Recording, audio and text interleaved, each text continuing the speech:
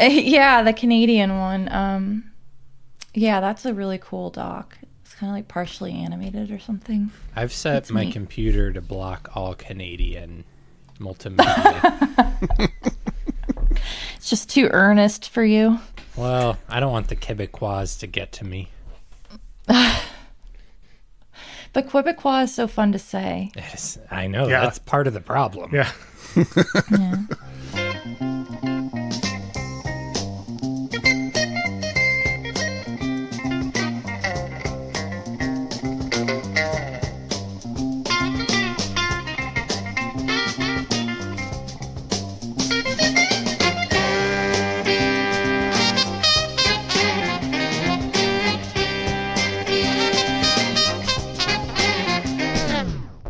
Welcome to I'd Buy That for $1, a podcast about inexpensive, common, and underappreciated records that are waiting to be rediscovered.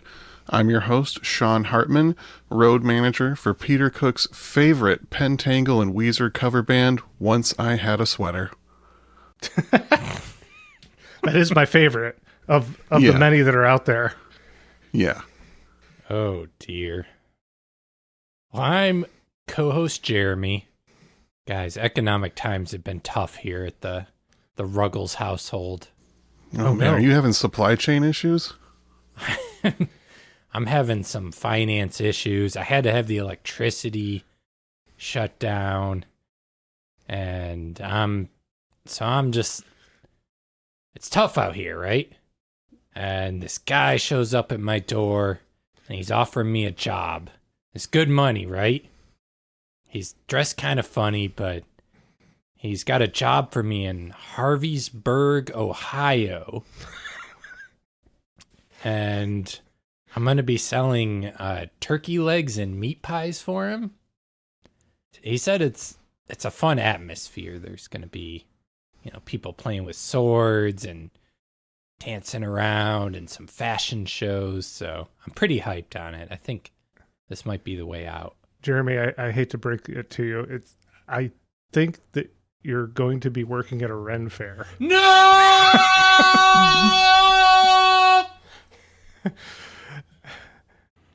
Oh, How will you survive? I don't think he did just now. Well, Well, do we have a co-host to replace him, maybe? maybe. If Jeremy gets back up off the ground here, I'm going to offer him a job at my new venture instead, which I'm co-host Peter Cook, and I'm excited to announce that I'm opening my new Pentangle themed restaurant, Springtime Promises. Our menu will include the basket of light chips, the Sally Go Round the roast beef, and the cuckoo cocktail. But save room for our desserts because we know that once you had a sweet tooth. Sean, did you help him with that? That sounds like a Sean one. I think I was the inspiration. I did channel Sean for this one. Well done. Yeah, well, I can't wait to visit. When is the grand opening? On June 18th, Perfect. just in I time will for be there. spring. It's Springtime Promises, and there'll be like 3 days of spring left. Nice. And joining us on I'd Buy That for $1 for this episode is a returning guest who is a music supervisor, a DJ, and a music fanatic. Welcome back to the program, Taylor Rowley. Hello. Yes, my name is Taylor Rowley, and I let no man steal my time, nor my parsley, sage, or rosemary, for that matter. Yeah, they spell it just like that. Mm-hmm. Thyme. Well, there's we have a lot of allusions to some traditional folk songs going on here and Ren fairs and all that. Why could that be? Taylor, any Are ideas? you asking me that question? Okay. I just kind of put it on the table for anyone. I mean, I can answer On it. the round table. Yeah, exactly. Is it because we are going to discuss a Pentangle record? Yes, the Pentangle. And the Pentangle album to end all Pentangle albums, which is Basket of Light from 1969. Their third album. This is another one in our series of Jeremy's favorite style of music. medieval folk rock. But it's not. He can't get enough of it. It's not really. They wouldn't. Pentangle would not like us calling it folk rock. They might settle for folk jazz, maybe. But Yeah. yeah, and this came out on the Transatlantic label in the UK and Reprise in the US. It did reach number 5 on the UK album charts in early 1970, thanks to the lead song on the album, which I believe was the first song we were going to feature, right, Taylor? Yes, that song is called Light Flight. Yeah, side A, track 1, with lead vocals by Pentangle member Jackie McShee. Let's get into it right now.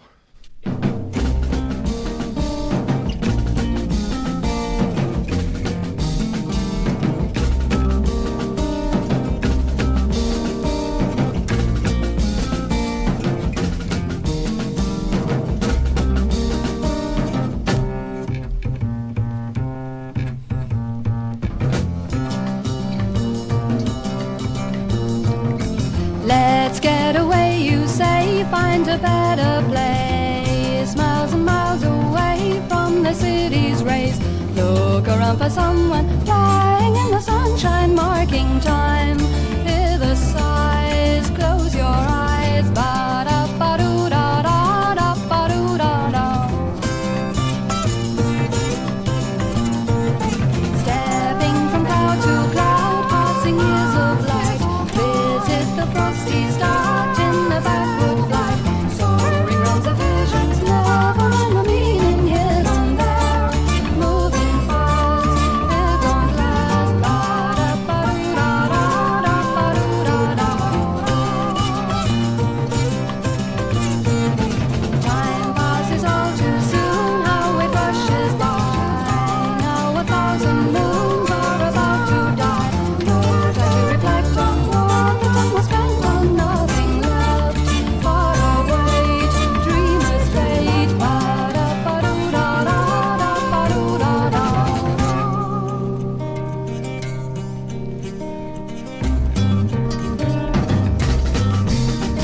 Strange visions pass me by, bringing swiftly as a sigh over the water. That was a lovely traditional math rock song. There are some odd time signatures in there. Yeah. It switches between 5/8, 7/8, and 6/4. I couldn't tell what the signatures were, but I could tell they were strange ones. And I was like, huh. Yeah. Yeah, I think that's what kind of sets them apart from a lot of other acts or in this genre. Yeah, the jazz element of this band is what really made this album stand out to me when I was getting into a lot of this British folk music 10 or 15 years ago. Plus, Jackie McShee, she has a voice that I've seen described as placid or ethereal, and she multi-tracks her voice on that song, which I think is another standout element of it, since normally it's a lot of the members harmonizing.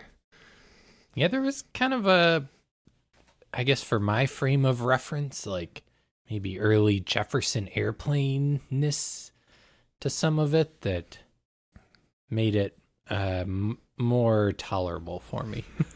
In the grand scheme of medieval folk rock or Ren Fair. Yeah, I'm an Anglophobe, I think is probably the right word. Anglo-averse. Yeah, Anglo-averse perhaps. Jeremy has, used the derisive term Ren Fair music, and Sean as well for this, and I've just adapted it to, I've reclaimed it here. But Taylor, you've in conversations you've called it maypole. You've called some of the stuff that gets too into that traditional folk vein maypole music. Yeah, it's like maypole music. It's like, and this is Spinal Tap when they're dancing around the Stonehenge, and yeah, it's like that kind of thing. It's some of this stuff gets a little Wicker Man. You know what I mean? That's exactly what I was going to say. The music that's in Wicker Man. And I don't like totally hate that, but it does give me a little bit, I don't know. A little goes a long way, but I think that this album is a lot different than that.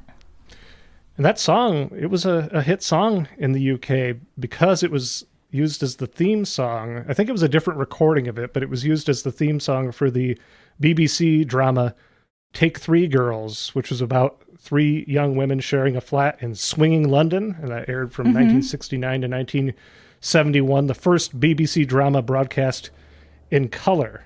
So that's what helped, this being used as the theme song for that helped propel sales of this album.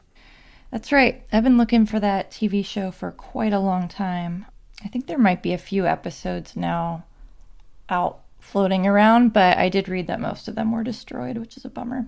Yeah, that could be the problem with those TV shows from prior to people having VCRs to record stuff on. Networks just sometimes lost episodes or recorded over them. Yeah, or they recorded over them. They just didn't care. So yes, that's right. That's how they achieved. I mean, I don't think that maybe I don't know how much they reached anywhere else besides the UK. This sold pretty well in the US. Oh, really? Yeah, this one did sell pretty well in the US as well. But yeah, I think those were their two primary markets that they hit. Cool. Now Taylor, you a while ago, you have told me that you would rank this among your favorite albums. Yeah, I mean, as far as albums I've listened to the most times, this is definitely up there. Not to put you on the spot, but could you ballpark how many copies of this album have passed through your collection at one time or another?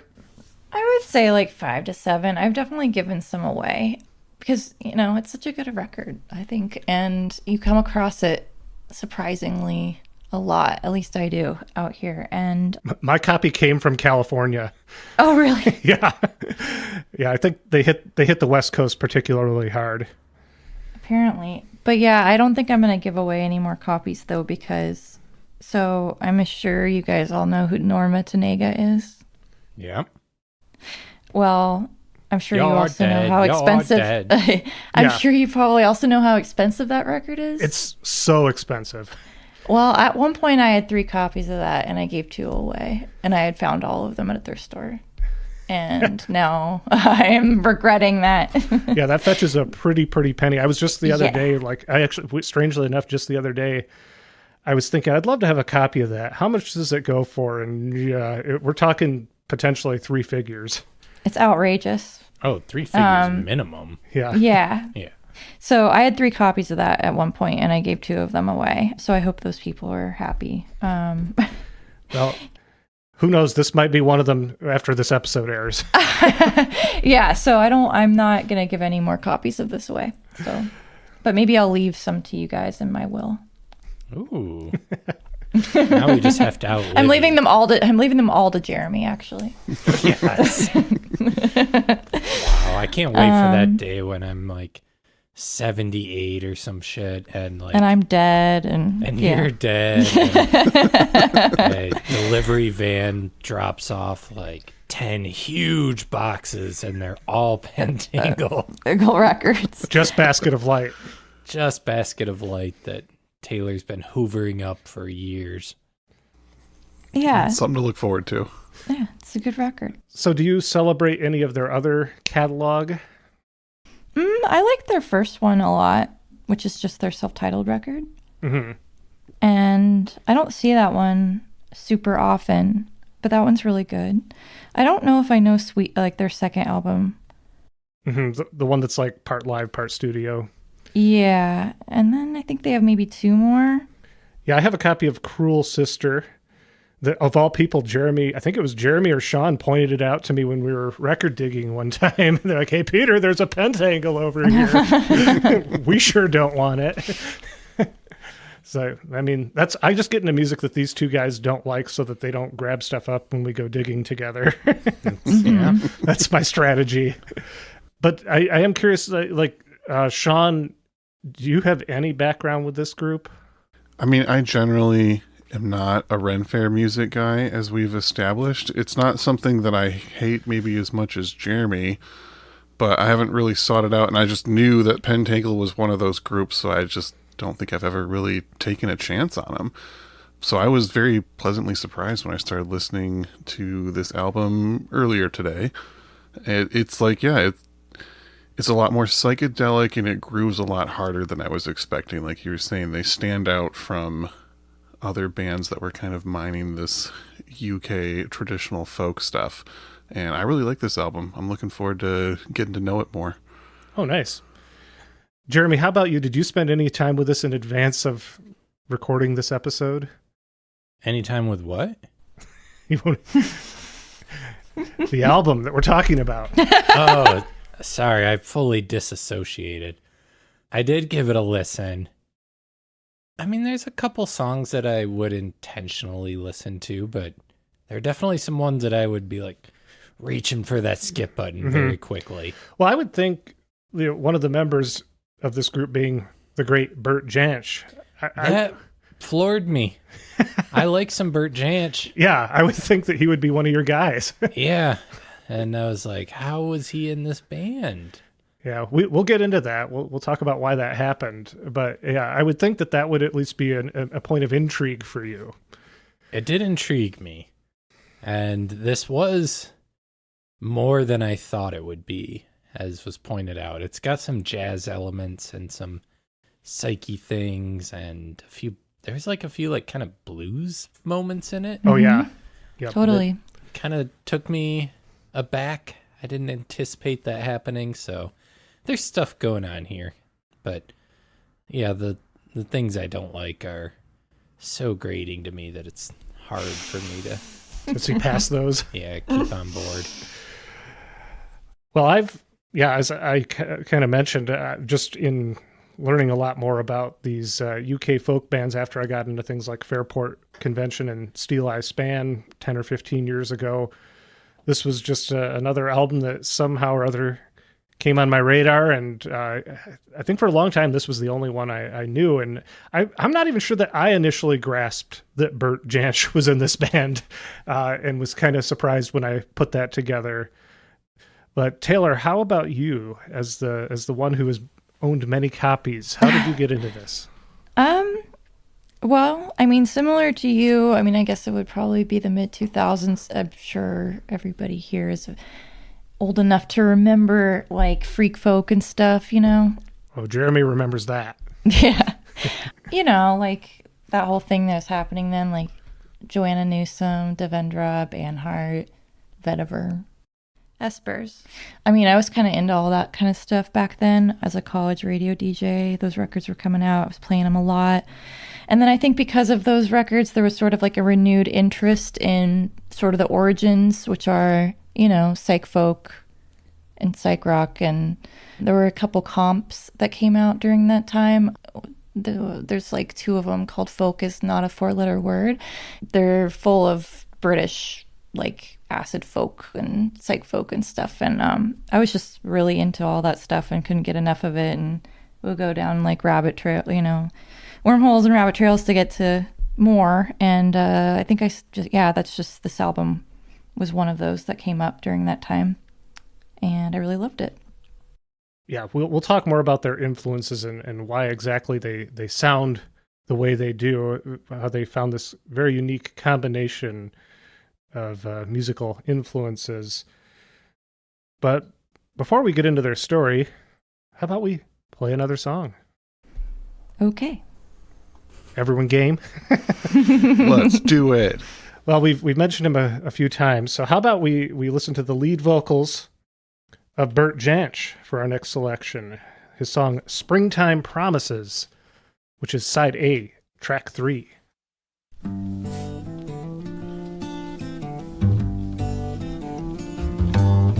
Summertime is with us once again. Flowers blooming everywhere again. And the cold days of winter are behind us now. And the springtime promises all come true.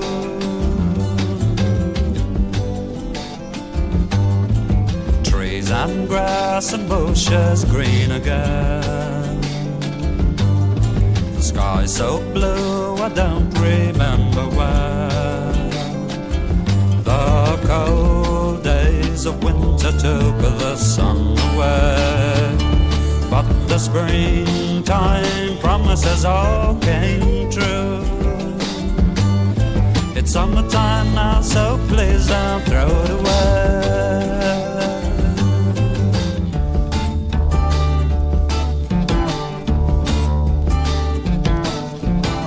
Winter will be with us once again. Flowers dying everywhere again, and the warm days of summer will be far behind, and the springtime promises soon forgot.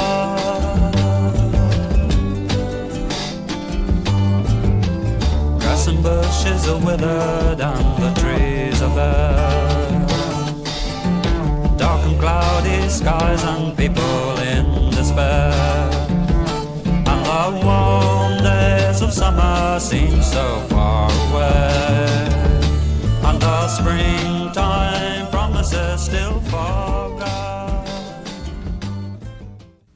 Again, these songs just groove in a very unexpected way. It's a kind of gentle, pretty folk song that I feel like almost anyone else would have executed in like a more traditional folk way kind of thing, but it's just grooving so hard behind the vocals and everything. It's great. And the guitar playing for sure. Mm-hmm.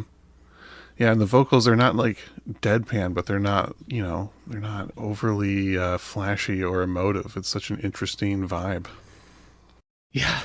Yeah, if you watch Bert Jansch perform that, and there's some great footage of them performing several songs from this album circa the early 1970s available on YouTube. Most of the group are sitting when they perform, and he looks fairly unkempt, and it kind of is almost like a Jeff Tweedy from Wilco vibe, where you see him and his hair's kind of like he hasn't ever brushed it, and cigarette hanging out of his mouth. Cigarette hanging out, yeah. Yeah. He's so cool. Couldn't be bothered with really being on stage, but is going to sing the song for you regardless. Mm-hmm. That's the original slacker rock before Pavement. Cool guy. Yeah. Yeah, his voice has that too. It's really like round, and kind of relaxed, just his phrasing. He's kind of where I was going to start with the bio on the band. Do we want to get into that? Let's do it. So the Scottish-born Bert Jansch was a leading figure in the British folk revival of the 1960s. He had started in the Edinburgh scene, where he shared a flat with fellow Scottish musician Robin Williamson. Bert Jansch was engaged to a young woman named Christina McKechnie, or as we might know her, Licorice McKechnie, from of course, Incredible String Band. Yeah. Bert broke that off, and Robin Williamson and Licorice McKechnie would go on to date and perform together in the Incredible String Band, previously featured on I'd Buy That for $1. By me. By Jeremy. Oh my God. I'm still wondering if you did that just to pull it out underneath me. We'll never know. You are a mystery wrapped in an enigma. So Jansch moved to London and began performing at local clubs. He met a recording engineer named Bill Leader, who made a home recording of Jansch playing on a reel-to-reel player, and that was sold to the transatlantic label for £100. 100 pounds of what? 100 Pentangle. Bert's style was heavily influenced by the fingerstyle and alternate tunings of guitarist Davy Graham. And Bert's early solo albums, starting with the self-titled in 1965, had in turn been hugely influential on the acoustic guitar playing of musicians like Neil Young, who actually called Jansch the Jimi Hendrix of the acoustic guitar, Paul Simon, Donovan, Nick Drake, Mike Oldfield, and Jimmy Page. They all cite him as a major influence, especially Jimmy Page. He was obsessed with Jansch, and he would go as far as to rework some of Jansch's acoustic pieces into Led Zeppelin recordings without crediting Jansch. Can you believe? As he is wont to do. Yeah. Can you I was going imagine? to say, was that the only time that happened? Or Very isolated. Yeah. And Jansch never pursued legal action, but said whenever the two of them were in each other's company, Page could never look him in the eye. And he always saw that as a sign of guilt. Yeah, I was hoping that story was leading to like a bar brawl between the two of them, but okay. Just no eye contact. Yeah, the Pentangle were partiers, so it could have led to that. Bert seemed in it for the free beer more than anything else. That's pretty much a quote that I read. Jansch wasn't a traditionalist when it came to folk. He worked a lot of jazz and blues into his playing and was not averse to rock music, unlike much of the folkies of the time. And according to Bert Jansch, he would get booed or thrown out of folk clubs for not adhering to folk traditions. So meanwhile, the London-born guitarist John Renbourn also loved this band, the Pentangle. We haven't mentioned him yet, but he was more of a traditionalist. Although his experimentation tended to involve working medieval and classical influences into his compositions. I see Jeremy's ready to put all the blame on him. He's coming up to the mic. Biting my tongue. John Renbourn met Jansch when the two would frequent the popular London folk club Les Cousins, or The Cousins, they seem to call it often. I think that Les is French for the. And eventually they began performing together in a duet style known as folk baroque. In 1966, they released an album called Bert and John on the Transatlantic label. The two shared a house at St. Edmund's Terrace in St. John's Wood, London. And they were becoming quite a draw both as solo artists and as a duo. Also, meanwhile, the South London-born Jackie McShee had been singing as a soloist in British folk clubs since 1960. And in the mid-1960s, she met Bert Jansch and John Renbourn and began working with the latter, singing on his albums and performing with him at The Cousins, starting around 1966. The emergence of the Pentangle as a proper group coincided with the opening of a new nightclub at the Horseshoe Hotel in London. The club organizer had entered a business arrangement with Bert Jansch and intended this as an opportunity to create a platform for Jansch as a solo performer, but Jansch had seen the unwanted attention and screaming teenager fanaticism other popular folk musicians like Bob Dylan and Donovan had endured as their popularity rose, and against the wishes of both the club organizer and his label Transatlantic, decided to focus on being part of a folk supergroup rather than be the focus. Through John Renbourn, the trio of folk musicians brought on drummer Terry Cox and double bassist Danny Thompson to fill out the lineup as they started gigging weekly at the Horseshoe. Now, both of them came from a jazz background. No surprise, based on how the rhythm section on this album. They had worked with the UK blues artists like Duffy Power and Alexis Corner, and had performed in groups with a young John McLaughlin, pre-Mahavishnu Orchestra, and Miles Davis. John Renbourn suggested the group's name, inspired by the Arthurian tale of Sir Gawain and the Green Knight. The Pentangle was a sign on the inside of Arthur's shield. It was definitely that guy. You know what? I can't deny it. Yeah. Jackie McShee said she mostly listened to jazz. The vocalist we've heard. So I think that all of that you're probably not liking about this, Jeremy, can be put on John Renbourn. So go listen to those Bert Jansch records. Will do. As I mentioned before, they tended to sit on stage. Jackie tried standing at an early gig and her nerves led her knees to shake and she couldn't keep her legs still, and she decided to sit from then on. Everyone except Danny Thompson, if you watch most performances, Danny Thompson on bass, he's standing, but everyone else tends to be seated. They actually started with more of a blues sound in their early gigs, but as they came together, this folk jazz style, this hybrid, started to develop. Both the public and even management had a hard time coming around to what they were doing. American entrepreneur Joe Lustig, he had been instrumental in bringing American singer Julie Felix to prominence in the UK. He came into the fold as their manager and initially wanted to replace Jackie with Sandy Denny, who would soon go on to sing with Fairport Convention. He felt that Denny had more stage presence and had a stronger voice than McShee, but the other members held their ground. And on their first British tour, they were billed as Bert Jansch and the Pentangles. Obviously, management were trying to go off of his popularity.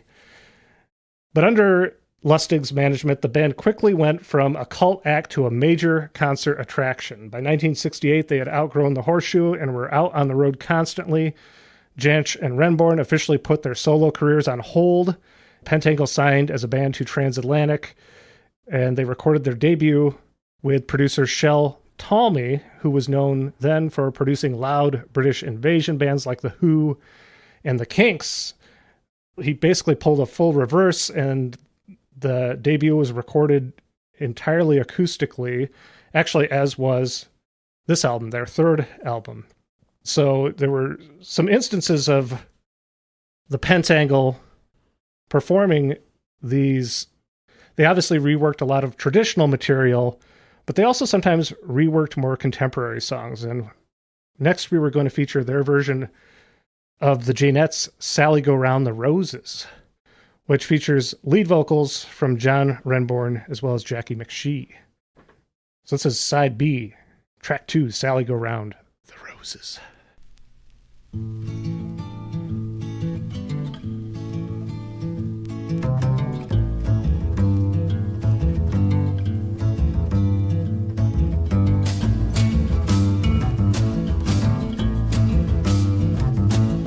Sally go round the roses. Sally go round the roses. Sally go round the roses. Sally go round the pretty roses. Roses they can't hurt you. Roses they can't hurt you. Roses they can't hurt you. No, the roses they can't hurt you. Oh, Sally, don't you go. Don't you go downtown. Sally, don't you go. Don't you go downtown. Saddest thing in the whole wide world is to see your baby with another girl.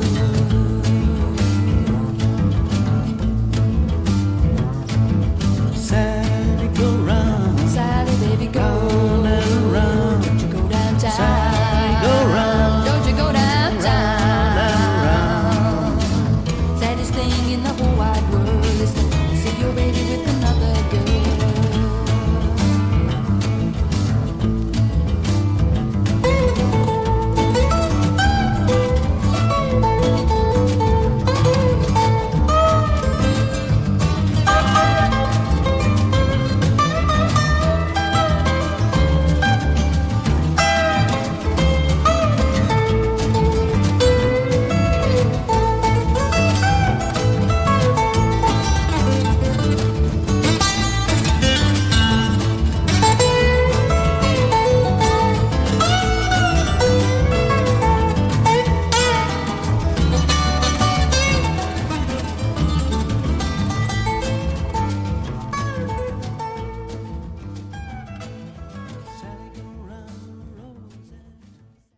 Yeah, so that song was originally by a girl group called the Janettes, and I think it's a really interesting choice of a cover for them.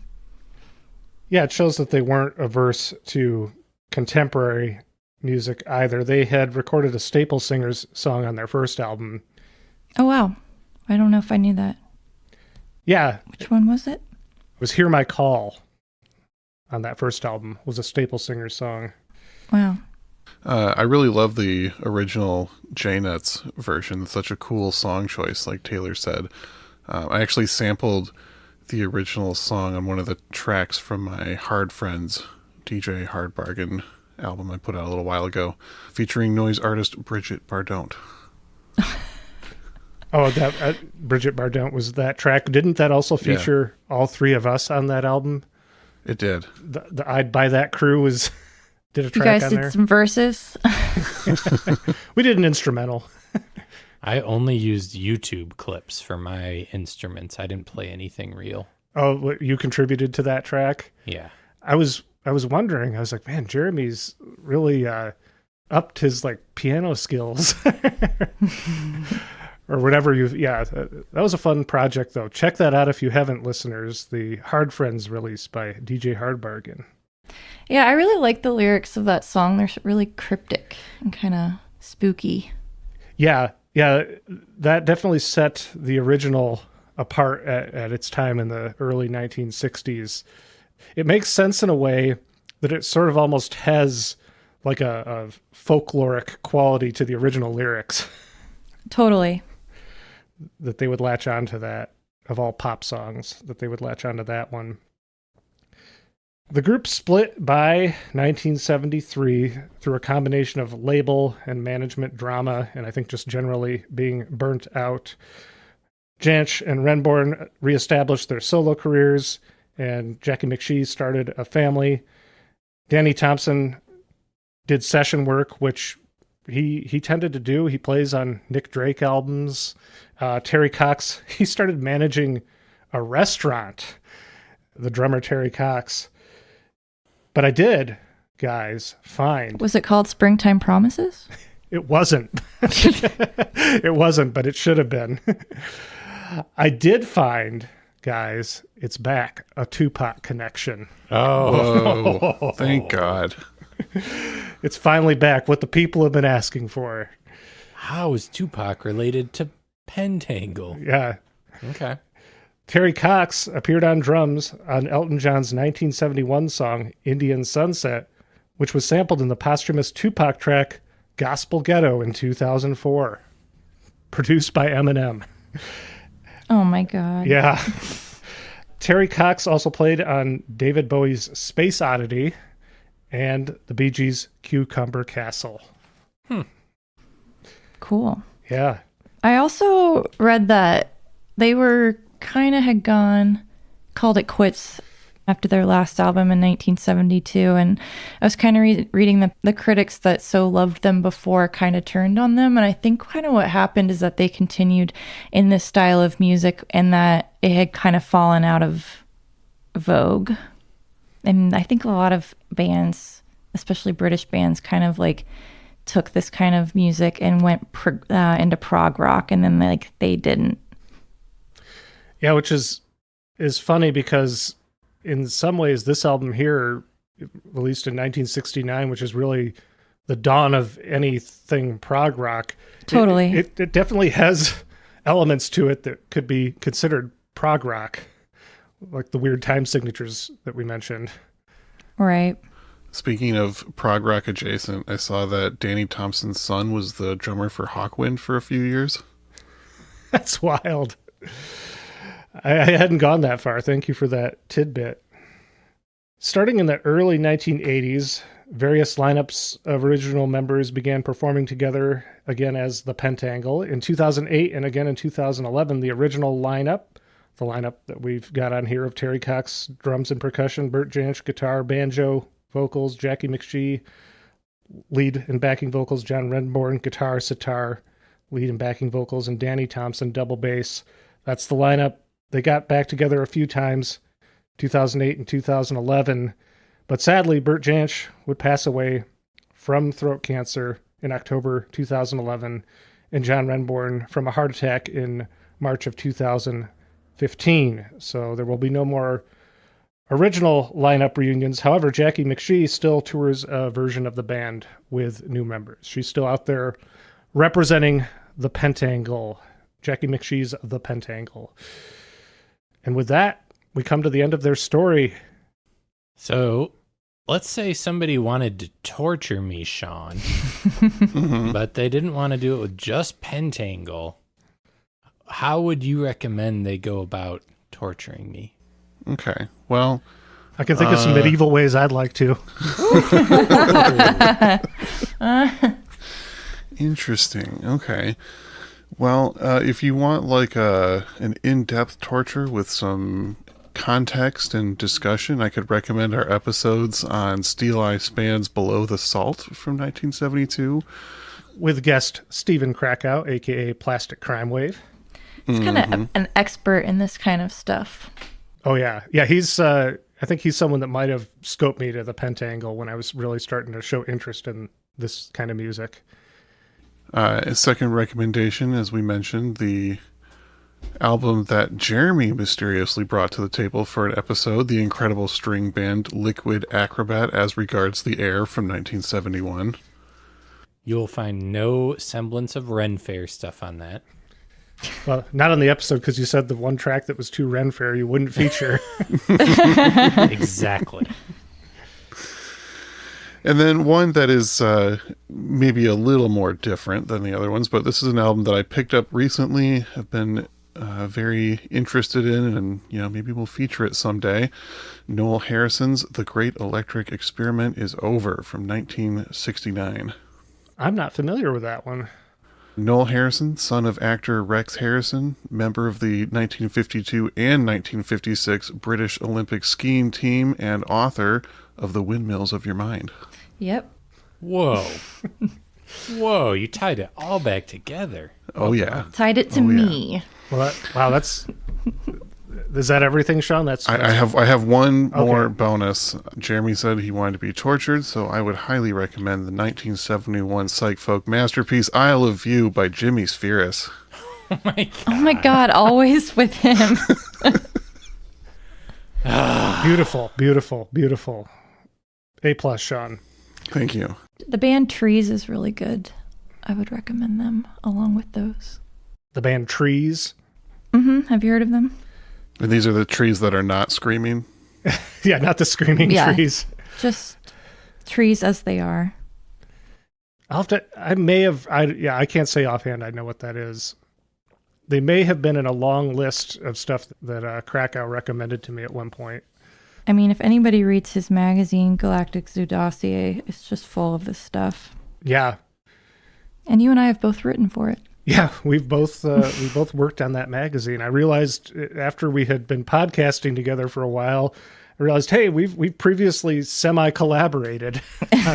Right, on the same issue, I think. Yeah. I think it was the 2015 or 2016 issue of Galactic Zoo Dossier. Yeah.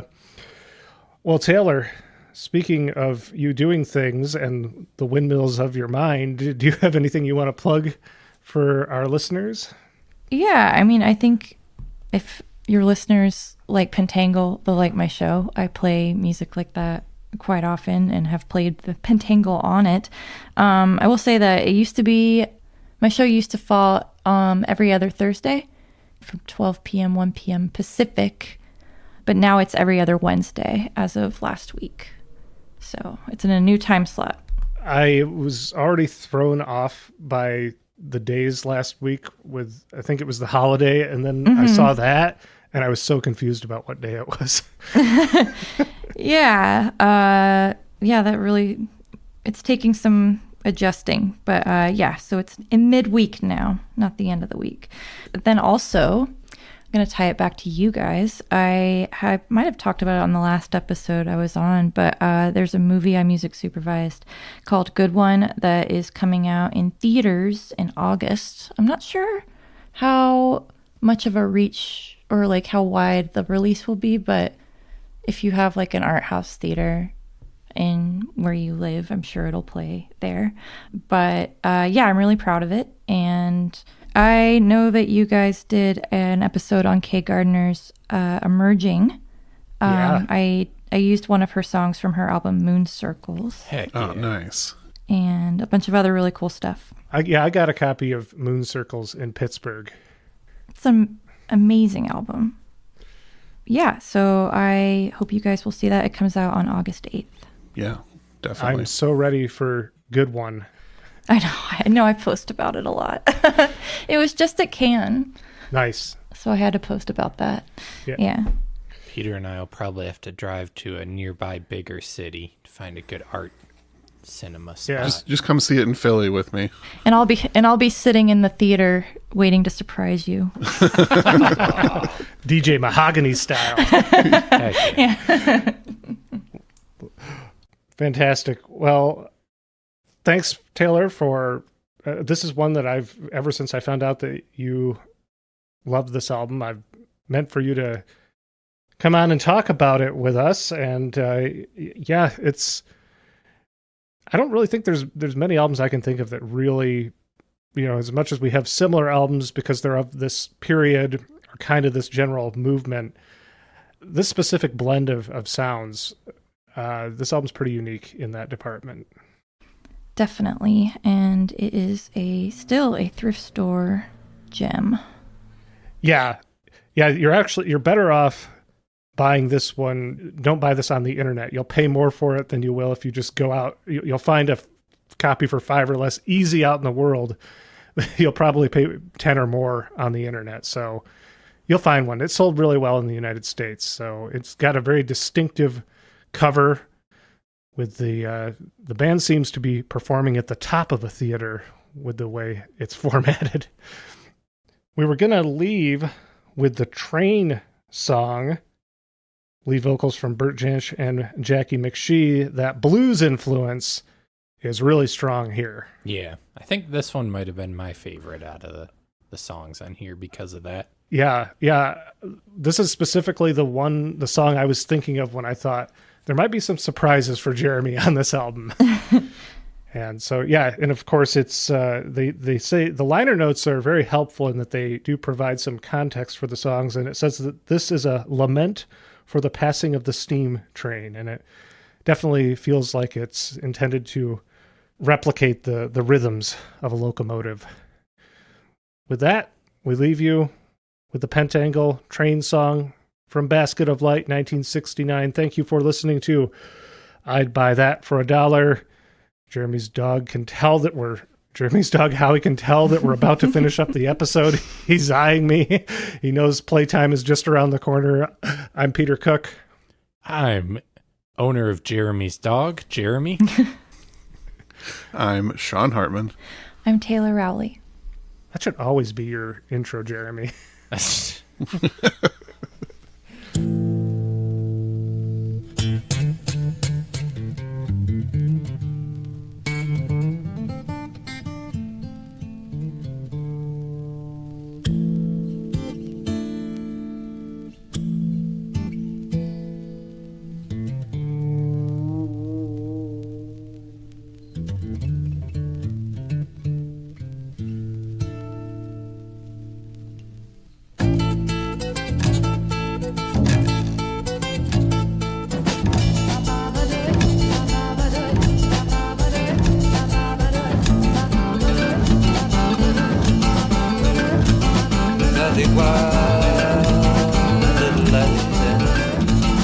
Trains are carrying me 1 and 2, 3 and 4,000 miles from you. Thought I'd tried my best to be your man. Can you see, can you feel that burning in my soul? Don't you understand?